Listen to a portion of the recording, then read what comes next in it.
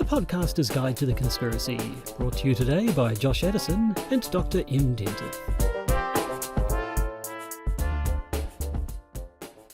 Hello and welcome to the Podcaster's Guide to the Conspiracy. I am Josh Edison, sitting next to me, Dr. M. Dentith. No hooch? Ahoy there! The reason why there's no hooch, Joshua, do you know what day it is today? Ash Wednesday? It's International Talk Like a Pirate's Day, and pirates drink rum. And thus, the hooch today is rum. If it's International Talk Like a Pirate Day, then it's also International Suffrage Day, and I haven't heard anyone talking about that. Seems a little strange. I believe Suffrage Day is tomorrow in our terms. So it's International Pirate Day, Talk Like a Pirate Day today. Don't make me explain Talk Like a Pirate Day. You have to make your eyes move a lot to be a pirate. I thought it was September 19th either way. Anyway, yes, it is International Talk. I didn't actually know they were still doing that, to be honest, but I was aware of the concept. It's in me calendar. Also, have you seen me missing Marst? Yes. It's missing. Apparently not anymore. No. Anyway, right, so enough pirate-related content. We say it's the September the 19th. What is the date today, Joshua? September the 19th, but I thought Suffrage Day was also September the 19th. Well, maybe it is. But do you know what comes before suffrage? Roughage? A lot of sexism. And what are pirates? Not very sexist because, pirates were the democracy of the sea, and there are lots of lady pirates. I was very licentious doing that. You did a little bit. Lady pirates. The podcast listeners can't tell, but there was a lot of eyebrow waggling going on just then, and quite frankly, I don't approve. Just rein that in, young fellow. You wee scrubber thingy. Have you seen me missing Marst? No, I haven't, because it doesn't exist, because you don't have a ship, because you're not a pirate. Dar. Yes, exactly. Now, this episode, we're kind of doing the same thing we did last week, as it turns out. We're revisiting an old topic, but with new stuff. But it's a result of viewer email. Eric, yes, thank you, Eric. This isn't actually a case of us repeating content because we've run out of content. This was because we had someone who emailed into the show and said, you haven't talked about X, Y, or Z? And guess, well, actually we did. But a long time ago. Back around about episode 14. Indeed, all the way back to episode 5 for some of it. Wow, I mean, that's 5 years ago. That's a long time ago. So, quite frankly, we're justified in bringing it up again, I think. We also did a theological correction from Rachel about the nature of the sacrifice that Cain and Abel engaged in Genesis, and my contention that maybe God hates vegetarians because Cain only offered vegetables. Apparently it's not the case. It's because Cain didn't offer his best vegetables. Right. Well, always offer your best vegetables. I think that's good advice for life. We forgot last week to say that the week before last, when we were talking about America Unearthed, and there was an episode involving Valerie Plame, and neither of us could actually remember who she was and hadn't bothered to research it beforehand. So very quickly Googled and got some things wrong. And got it completely wrong. And so that was a comment on the YouTube channel, I think, put us right on that. Something like that. Anyway, I could sum it up, but I'd just get it wrong again. So, quite frankly, we were completely wrong about exactly what it was Valerie Plame did. So, look her up on Wikipedia is all I can say. Also, you know what I'm going to ask? Is it the whereabouts of your mizzen mast? I don't need it. I will tell you where your mizzen mast is if you can tell me what a mizzen mast is. It's a little thing at the very front of the ship. Isn't that a spar or a... You don't even know, do you? I did know. I used to. I can't remember. I know which one the poop deck is, though. It's the little one up the back. That's sort of we don't talk about the poop deck on the podcast. It's Fine. Conspiracy. We'll depart the poop deck and set sail for the seas of musical conspiracy theory. No, we won't, because we haven't found members in Mars, but we'll try anyway. Yep. You can do this all episode? I once ran an entire meeting using a pirate voice on Talk Like a Pirate Day. I can do this forever. Well, I'm sure this won't be interminable. Let's get on with it. Arr.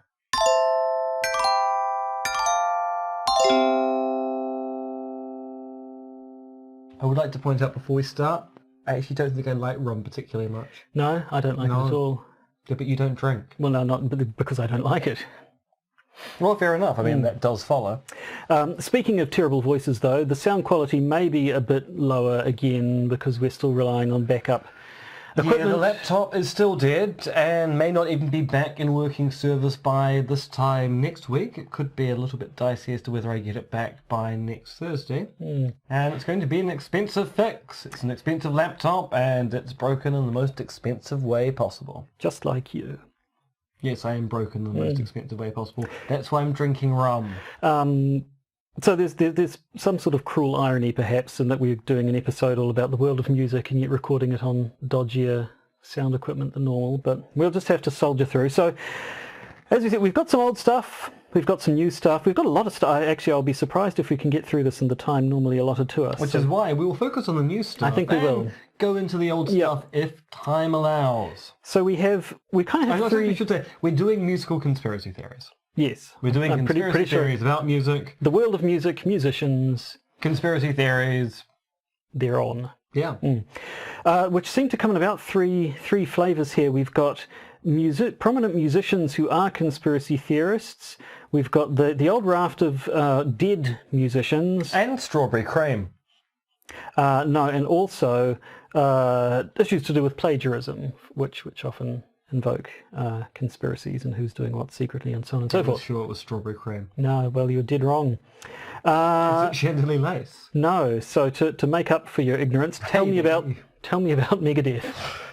Wow. You started drinking before this episode, didn't you? No, I did not. That bottle of rum. The rum apparently goes through me in a way that whiskey never has. I'm also, those who are watching the video, I'm now trapped in cables. Yes.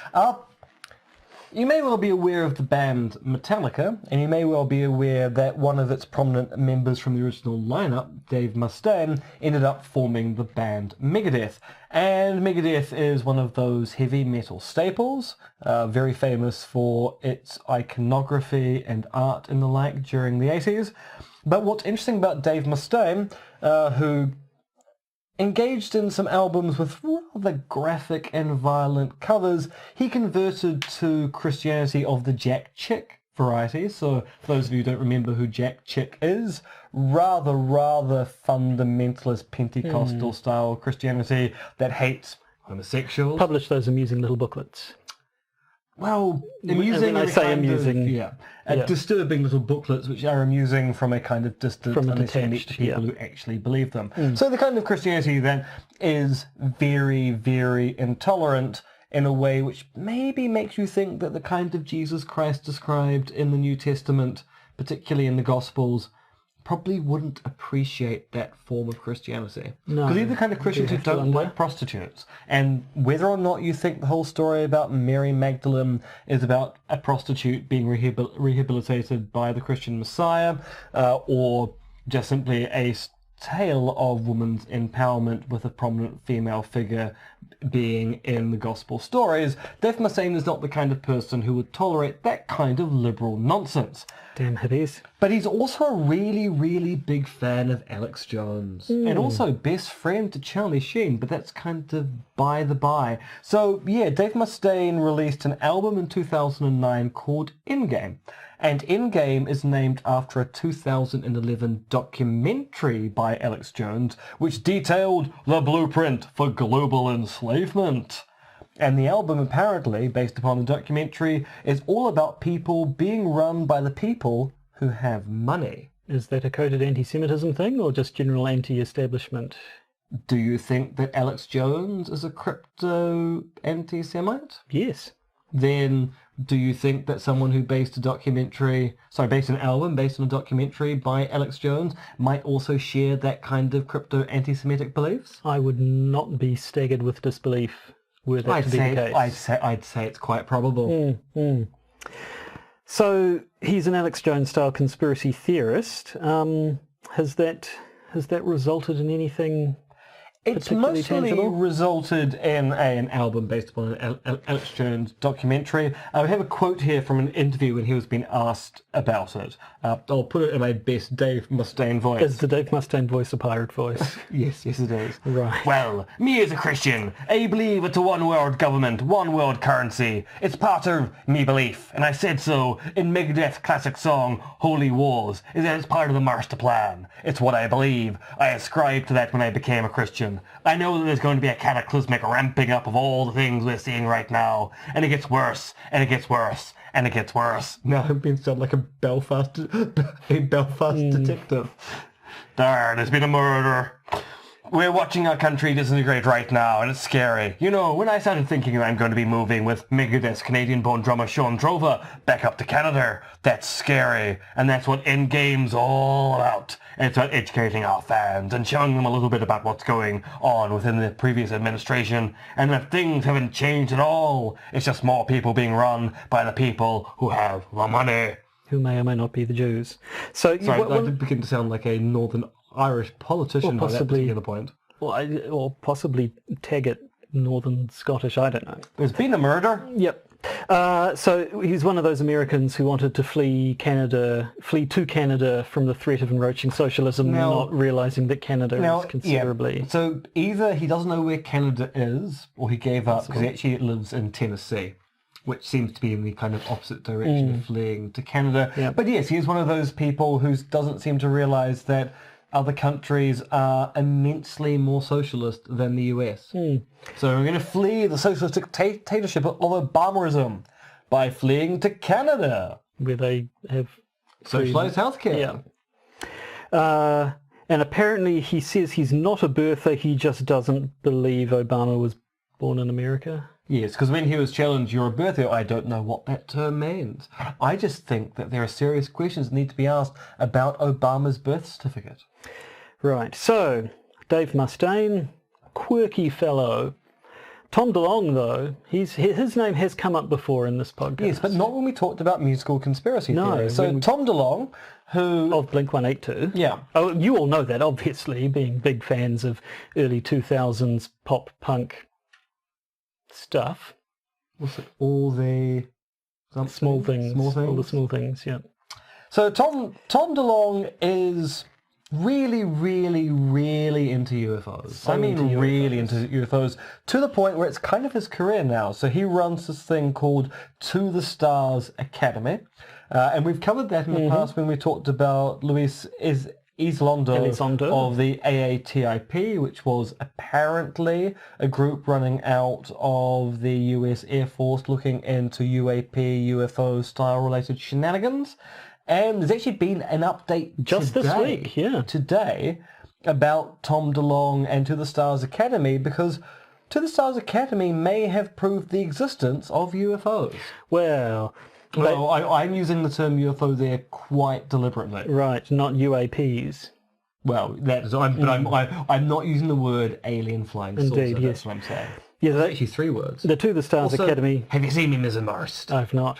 Could have been abducted by aliens, who knows? My mizzen mast has been abducted by aliens? Yeah, sort of thing they do. Really hard to get back. No, the To the Stars Academy posted 3 videos called FLIR1 Gimbal and Go Fast, for some reason, which I assume are the ones that have been talked about in the past. There's that one in particular from a shot from a fighter plane's camera showing this weird object zipping around. Videos, they date from between 2004 and 2015. And basically, the Navy has said, yes, they're genuine. Now, that doesn't mean, yes, the Navy believes in the existence of alien life forms. It's just, yes, this is footage that did indeed come from Navy fighter jets. Of unidentified flying objects. Which have been described as oval-shaped, with no obvious wings or tail, nor visible exhausts. Although, were those not the ones where people said that possibly it's just to do with the way the camera's not at all steady and camera movement is mistaken for erratic movement? But it is, it's one of those things where, because you have trained pilots and people who are trained to look at footage going, we don't know what's in the footage, it is one of those situations where it may look like nothing to us, but it does look like something interesting to the experts who are going, we just don't know what that is, and that's kind of interesting. Yes, so there we go. Dave Mustaine, Tom DeLonge, like them some conspiracy theories of fairly different varieties. They do indeed. So we've got the celebrity deaths now, but I think they are all things we have talked about. Should we do a bit of plagiarism? Because I don't know if that... we've talked about plagiarism in a literary context and conspiracy theories thereof. Don't know if we've done it for music, have we? So you're saying we should move away from highly speculative conspiracy theories about endgames, about the New World Order, or the existence of alien life, Go for something real, man. Yes. Do you approve? Have you seen my mizzen mast? Yes. Good. Yeah, so there are lots and lots of cases in the past of people plagiarizing music or accusing others of having plagiarized their music, and it can be quite difficult, as possibly even more so than with literature, because music kind of operates on set rules, sort of. And also, there are kind of recognizable elements of music which can be remarkably short in a way that a short piece of prose wouldn't be taken to be copying. So a musical sting can be 3 or 4 notes, but be so unique and placed in a particular way in a song, you've taken that from elsewhere. Whilst using even 5 of the same words in sequence, well, that's just coincidence. There are only a limited number of ways to describe igneous rocks when you want to describe them erotically. Yes. I'm a big fan of the mashup genre. I like me some clever mashups. The Monster Mash. And I do find it. I find it quite interesting the way you can get 2 songs that on the surface sound quite different, but then you realise actually they have the same chord progression and timing, and can actually be laid over top of each other, and it doesn't sound strange. There's a brilliant Scissor Sisters mashup album out there, which is just unbelievably good. The one that gets me is In the End by Linkin Park. Goes perfectly over top of All Star by Smash Mouth. It's frighteningly seamless, given that the 2 songs are so different sounding, but same time signature, same chord progression. So, I mean, and then of course, and that's on top of the fact that, some people literally sample parts of songs, and some people cover songs, and some people remix songs, and there's all sorts of stuff there. So it does get quite fishy. And it's all part of a long history of, up until at least the beginning of the 20th century, and the advent of the recording of music. It was quite customary to perform other people's songs and modify other people's songs, but the existence of music copyright suddenly made something which was basically the commons kind of disappear. So, I mean, some recent examples that I was aware of, the Red Hot Chili Peppers' Danny California. People commented that sounds an awful lot like Mary Jane's Last Dance by was it Tom Petty? And they sort of said, well, it kind of is, but as some people pointed out, the chord progression is like, I can't remember exactly, it's sort of, C, D, A, C or something, but Danny California is C, D, A minor C, or so there's a difference in a minor key in one of the chords in the chord progression or something. People are like, yeah, whatever, live with it. The very first time I heard Born This Way by Lady Gaga, I was sitting there going, this is a Madonna song, isn't it? It's Express Yourself. This is bloody Express Yourself by Madonna. And I was not the only person to think that. And Lady Gaga's reaction was, only so many chord progressions, dude. It's, yeah, it sounds similar, but just deal with it. Things changed a little bit in 2015. They did indeed. The old blurred lines blurred the lines about copyright. It sure did. Nice segue there, I have to say. Yeah, I mean, blurred lines, a lot of people did not like blurred lines, given that it was kind of rape culture, the musical. Yeah. And so a lot of people were quite happy when they got taken to, when Robin Thicke and Pharrell Williams got taken to court by the family of Marvin Gaye for ripping off Marvin Gaye. What was interesting about this particular case is that they weren't accusing them of ripping off any one particular song. It was more just sort of about the feel of Marvin Gaye in general. And it went through a couple of appeals, and eventually the ruling, Marvin Gaye's family was awarded $7.4 million US for copyright infringement. The ruling went against Robin Thicke. And a lot of people were like, ha, Robin Thicke, that'll teach you for doing a stupid sexist song. A lot of musicians were like, this is kind of a worrying precedent, because now we've said that in the past, people would say, yeah, these songs sound similar, deal with it. What, by taking one song and showing matches between sections of one song and sections of another song, as opposed to saying, this song sounds like this it's the same genre vibe over here.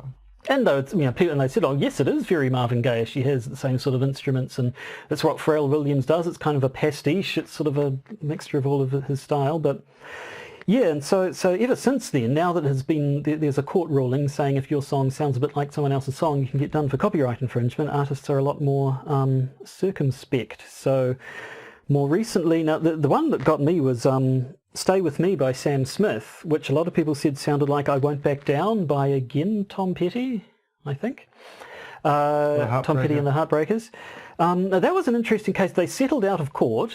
They did come to a settlement, and Tom Petty got co-writing credits on Stay With Me, but Tom Petty himself actually said, I don't think he plagiarized me, there's only so many chord progressions, but yes, it does so happen that he chose one that sounded exactly like our song, and so they still went with it.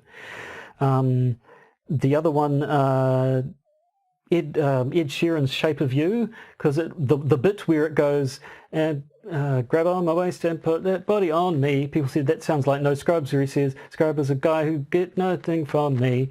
It was like a very short bit of it sounded exactly like another bit of another song, and that was enough that they settled and they got co-writing credits. Taylor Swift, when she put out Look What You Made Me Do, and people said, look what you made me do sounds a lot like I'm too sexy for my shirt, and so she just straight away gave Right Said Fred co-writing credits for that song. It's now become the thing. See, the secret to getting Josh to sing on the podcast is to make him talk about musical genres. Yes.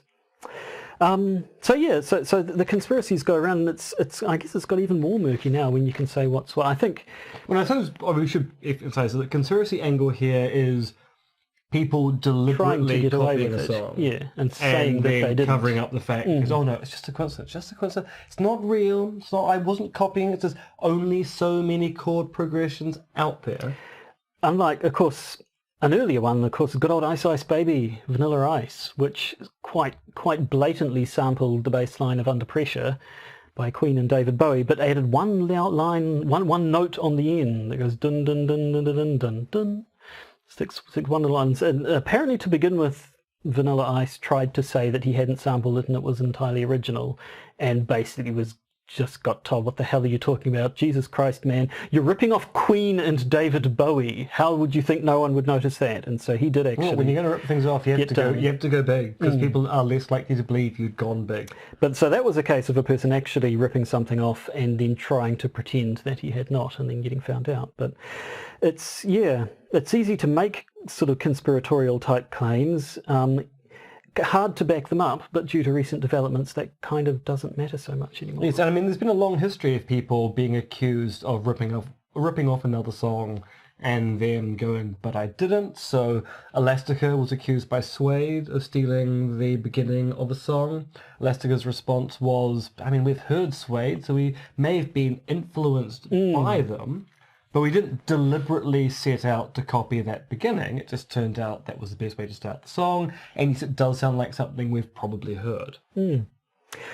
So yes, it's a much greyer area, but nevertheless, if we're going to talk about music and conspiracy theories, that's where you'll find a bunch. But I think we've put it off enough. Let's get back to the fun stuff. We've covered the fun stuff before because it was the fun stuff, but now I think we really need to get into it, which is we need to sort out the West-East Coast rapper situation. Well, should we start with that? I think so. Okay, so obviously Tupac and Biggie. If you're talking about celebrity deaths that have conspiracy theories around them, the deaths of Tupac Shakur and Christopher Wallace, aka the Notorious B.I.G. Now, Josh, where do you sit on the East-West Coast divide? I prefer my Tupac to my Biggie, but I have no strong feelings either way. Interesting. Interesting. So, who killed Tupac Shakur, you Tupac lover? Well, indeed. So that's the officially his murder remains unsolved. He was killed in a drive-by shooting in September of 1996. Now, of course, some people don't think he's dead. Well, yeah, that's the other one. This has also come up in this podcast. Some people claim that they've seen photographs of a person who looks exactly like what they think Tupac Shakur would look like now. People have seen music videos where he's wearing Nikes that weren't released by the time he died. So he also had an amazing career post-death. Oh, yes, yeah. Amazing. No, I don't think any artist has released so many music videos post-death as Tupac Shakur. Which gave rise to some of the conspiracy theories around his death. There are some people who think that Tupac and Biggie were basically worth more to their label dead than alive. He'd had enough of a back catalogue of things that could be put out, and his death would sort of give the publicity boost, and so that's why they conspired to kill him. Some people think he was killed by Suge Knight, the owner of the music label that he was signed to, because Tupac Shakur was going to leave the label. Some people think that both Tupac and Biggie's music labels got together to organise both of their deaths to hype up the East Coast rivalry and again make bigger and better record sales and so on. In both cases, though, they're open cases. The police have not officially said who. There was a big investigation by the Los Angeles Times in 2002, which put forward the theory that Tupac had been killed by the Southside Crips gang, who he'd got into trouble with shortly beforehand. There was a documentary, and I'm pretty sure we mentioned this at the time as well, in 2017, Tupac Assassination, Battle for Compton, which made the claim... We could have mentioned this in 2017 because we recorded it pre-2017. Did we? Well, this is episode 14. No, this is much later. This was an update that came up many years after that. Have you seen my mizzen mask? I have not. No, there was one documentary that said that Suge Knight himself was actually the target of the assassination attempt, and they got Tupac instead. Mr. Knight, who had to that point refused to say anything about it, apparently came forward and said, yeah, that's what he thinks happened. But still, it's all very much up in the air. And of course, and that's where it's kind of implied, and you probably know this already, but the other thing to state is, of course, that when Tupac Shakur's killed late September 1996, Biggie's killed 6 months later, early 1997, the immediate assumption was that his killing was a reprisal, the whole East Coast, West Coast thing, a reprisal for Tupac's death in the first place. So there are a whole bunch of conspiracy theories going around that one, but to date... nothing's been Although Suge Knight does keep putting his foot in it. Well, he's Suge, short for Sugar Bear, which I assume was an ironic nickname because he does not appear to be in any way cuddly. Or made of sugar. Or made of sugar, no. Or an actual bear. He's a human being, people. It's not a bear at all. The rap scene is filled with false... Dr. Dre, he's not a doctor. Isn't he? No. Then why did I let him remove my kidney? That's between you and he, but... Anyway, so that's the big one. I did wonder about the scars, but, I just thought it was fashionable. So we first talked about Tupac and Biggie in episode 14, as you say, with a few other updates in the intervening years. Episode 14, we also talked about Paul McCartney. Now this is a classic. This has been around since when did old Abbey Road cover where the Beatles are walking across the road at Abbey Road. Is that 60s, early 70s? When did Abbey Road come out? Before my time, anyway. Before anyone was born. Anyone. So I'm just thinking of a completely different different podcast that made a very good joke about Daniel Craig recently. I should probably, and now that I'm talking about it, I should probably just say what the joke is. So Barshans, which is the Stuart Ashens, Barry Lewis podcast, they did a thing about Ian Fleming recently, and they made a joke about how Daniel Craig's been playing James Bond now for about 42 years, or at least it feels that way, because that's before Ian Fleming was even writing James Bond. Goes to Daniel Craig is pre-James Bond. Yes, before Ian Fleming was born, Daniel Craig was James Bond. Pre-sperm James Bond. Pre-sperm James Bond is a good line. I'll grant you that. But Paul McCartney is what we're here to talk about. Is he dead? Answer the question. I wish he were, because frankly, what he's produced post the Beatles, post Wings, has been pretty awful. I mean, this is the person who came up with not only the Frog chorus, but that really, really dreadful music video for the video game Destiny. Didn't see it. After this podcast, I will show you that. I will not and your life will be ruined forever. Well, it'll be more ruined than it is now. So why do people think he's dead? Because the cover of Abbey Road shows him without shoes, and apparently that's evidence that showed he had passed on by that particular point in time. Other reason why people think he's dead is the dramatic change in output from the Beatles and post the Beatles, which is in part due to the fact of the breakdown of the relationship between Paul McCartney and John Lennon. So they were collaborative partners, and it's quite obvious given their subsequent output that they were much reduced by not working together, because John Lennon's career post the Beatles is awful. I will fight you if you say Imagine is a good song. Imagine is a terrible song. Not about terrible, but I'm not a fan. It's a terrible song, Joshua. Okay. And Paul McCartney once again did the frog chorus. So people want to explain why there is this difference between the Paul McCartney of the classic Beatles age and what happened afterwards, given that Abbey Road was the last Beatles album. And saying that Paul McCartney is dead is one way to explain this remarkable change. And I think we kind of mentioned this in another episode later on. There are lots of pop artists died and got replaced hypotheses out there. Avril Lavigne, yeah. People claim that she died either after her second or third album, and one of the backup dancers who looked remarkably like her stepped in to take over, which is why her output has been terrible ever since. People want to explain these things not by going, they changed producers, they changed writing partners. No, they died. They died and were replaced by a robot. Yeah. Now, episode 14, we also talked about Sid Vicious and Nancy Spungen, which it's not super conspiratorial more as much as it is just mysterious, given that, if you don't know, Sid Vicious of the Sex Pistols and his girlfriend Nancy Spungen met a tragic end. Nancy Spungen, Sid Vicious, if you're not aware, came to from a heroin bender to find Nancy Spungen dead in the bathtub of their hotel room with a knife in her. He was the only other guy around. The assumption was that when he was out of his nut on heroin, he'd killed her. He claimed to have no idea because he was out of his nut on heroin. Some people have claimed that possibly while he was passed out, someone else had come in and killed her to frame him for it, but there doesn't appear to be any evidence for that whatsoever. And then not long after, while he was sort of up on charges for that, he died of what was either an accidental overdose, suicide by overdose, or murder, where it was suggested that his mother had given him an overdose knowing that he wouldn't be able to survive in prison and wanting to put him out of his misery.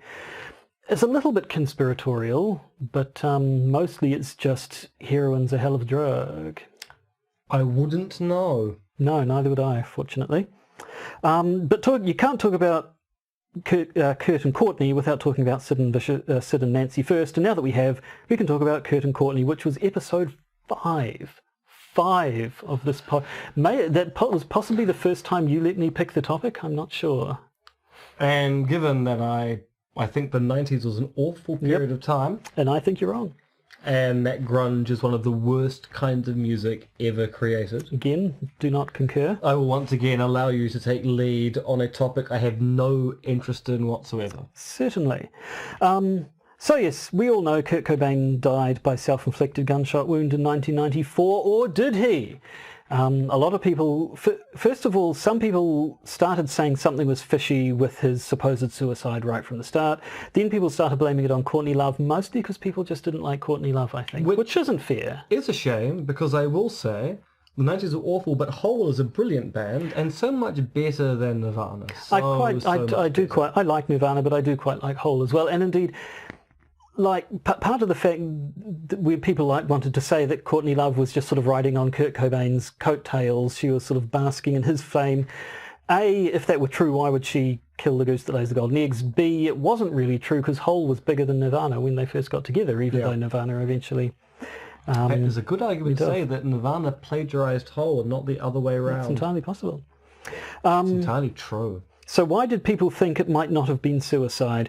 There were claims. There was this Seattle public access host by the name of Richard Lee who apparently saw the crime scene and claimed that it didn't look right. This was kind of seemed to be a result of a lay person who expected things to look like they do in the movies. When you hear that Kurt Cobain shot himself in the head with a shotgun, you assume that most of his head was missing and his brains were all over the wall. Apparently it was not that kind of shotgun. There wasn't an exit wound as far as I can tell. When he was first found, people didn't even know that he was dead until they saw there was blood trickling out from behind his ear. Mush rather than anything else. So there was that. There was his suicide note, where his handwriting noticeably changes at one point, which is at the point where the note becomes explicitly a suicide note, whereas up until then it had just sort of been him complaining about his life, sort of. But then other people have said he had taken a whole lot of heroin. and that could just have been the heroin coming on. And indeed, apparently, in later years, when his journals were found and discovered, there were two sets of handwriting. There was sober Kurt and heroin Kurt, and the two sort of handwritings did kind of match. Some people said that he had too much heroin in his system, that he must have either been overdosed or at least rendered insensible and then killed. The reply to which is, he was a heroin addict. He was really good at taking heroin. The amount of heroin you or I, as mere heroin dilettantes, would need to take, just to take the edge off a long day. Yeah. No, he would to get a decent high, he would take much more than he was more of a heroine than the average bear. He needed a bigger boat. Also, by the way, have you seen my mizzen mast? No. Where is it? Have you seen your mizzen mast? That's what matters. Dar. So yeah, there were lots of questions asked. There was also his previous supposed suicide attempt that had happened earlier in Rome, which again some people had supposedly had taken a bunch of pills and champagne or something, and some people had seemed to think that couldn't have happened the way it had been said, and thought that maybe Courtney Love had slipped him a Mickey or something, and that this time it didn't work that time, and this time she finished him off for good or something. And so there were conspiracy theory angles around, but again, a lot of supposition, a lot of lay people expecting things to be one way because they've watched too many movies. People not wanting a musical hero of theirs to be dead. Yep. And going back to the Beatles, really a little bit sort of John Lennon and Yoko Ono. People said, why did John Lennon have to get shot when we didn't like Yoko? Again, why was Kurt the one who had to die when we were all busy hating on Courtney Love unfairly? I said this back in episode 5. My suspicion is that when they talk about aesthetics and art in the 20th century, Yoko Ono is probably going to be more famous than the Beatles when the final histories are written. Because she's a much more interesting conceptual artist in that way. Whilst bestsellers tend to be forgotten within 100 years.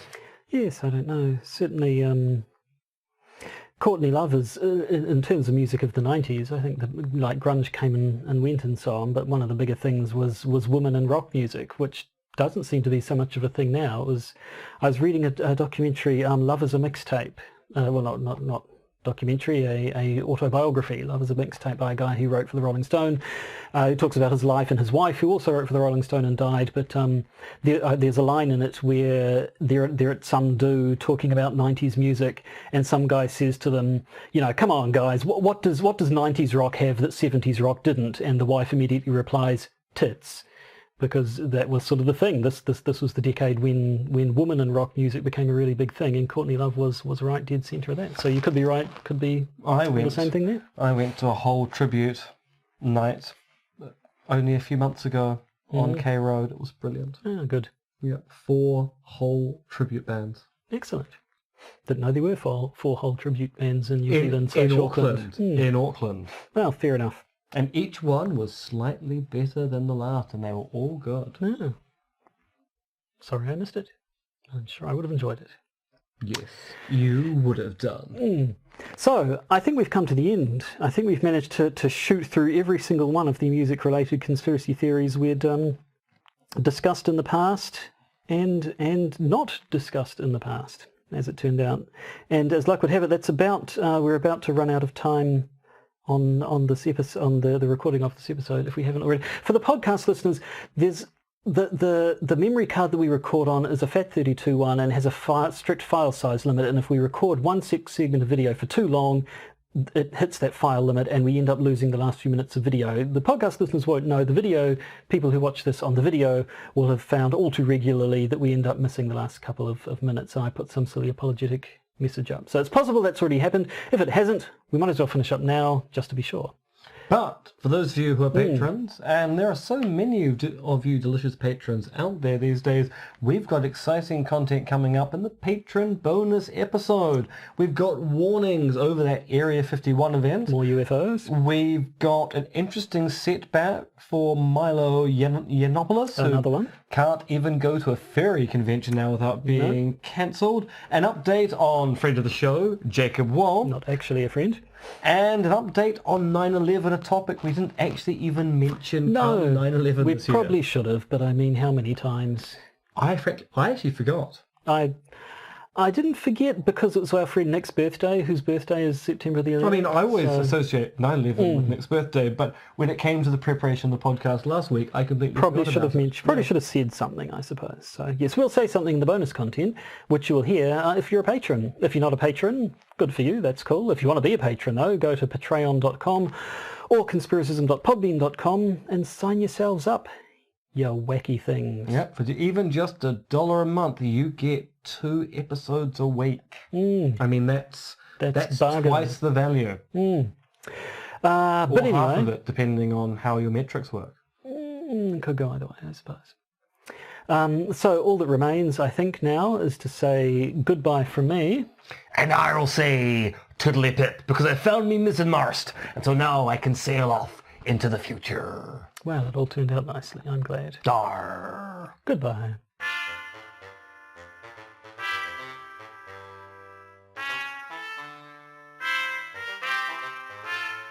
You've been listening to the Podcaster's Guide to the Conspiracy, starring Josh Addison and Dr. MRX Denton, which is written, researched, recorded and produced by Josh and M. You can support the podcast by becoming a patron via its Podbean or Patreon campaigns. And if you need to get in contact with either Josh or M, you can email them at podcastconspiracy@gmail.com or check their Twitter accounts, Monkey Fluids and Conspiracism.